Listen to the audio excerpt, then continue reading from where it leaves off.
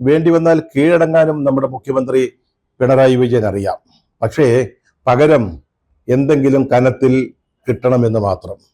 ഗവർണറുമായിട്ടുള്ള ഒരു VC പോര്, സാങ്കേതിക സർവകലാശാല, ഡിജിറ്റൽ സർവകലാശാല എന്നിവിടങ്ങളിലെ വൈസ് ചാൻസലർമാരെ നിയമിക്കുന്നത് സംബന്ധിച്ച പോര്, തർക്കം സുപ്രീം കോടതി വരെ ഇടപെട്ട കേസാണ്. അതിൽ ഇഞ്ചുറി ടൈമിലാണ് രക്ഷപ്പെട്ടത്. ലാസ്റ്റ് മിനിറ്റ് VC പോരിൽ സമനില എന്നാണ് പത്രവാർത്ത. ഓരോ ഗോളടിച്ച് സമനിലയിൽ പിരിഞ്ഞുവെന്ന് മലയാള മനോരമയുടെ തലക്കെട്ട്. സത്യം പറഞ്ഞാൽ ഗോളടിച്ചു എന്ന് പറയാൻ പറ്റത്തില്ല.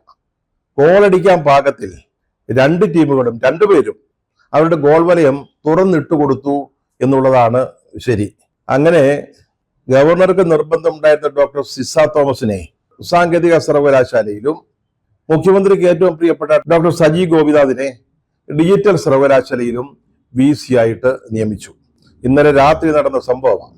രാത്രി കൂരാപ്പിനാണ് ഒപ്പിട്ടത്. ഇത് നടന്നില്ലായിരുന്നെങ്കിൽ ഇന്ന് സുപ്രീം കോടതി ഈ രണ്ട് സർവകലാശാലകളിലേക്കും അവരുടേതായ VCമാരെ നിയമിക്കുമായിരുന്നു. അത് ചരിത്രത്തിലെ ഒന്നാമത്തെ സംഭവമായി മാറുകയും ചെയ്യുമായിരുന്നു. അവസാന നിമിഷം രണ്ടു കൂട്ടർക്കും മുഖം രക്ഷിക്കണമായിരുന്നു. സുപ്രീം കോടതിയുടെ ഇടപെടൽ ഒഴിവാക്കണമായിരുന്നു. അവസാന നിമിഷത്തില് എല്ലാം സബൂറാക്കി. Sub Khushi high.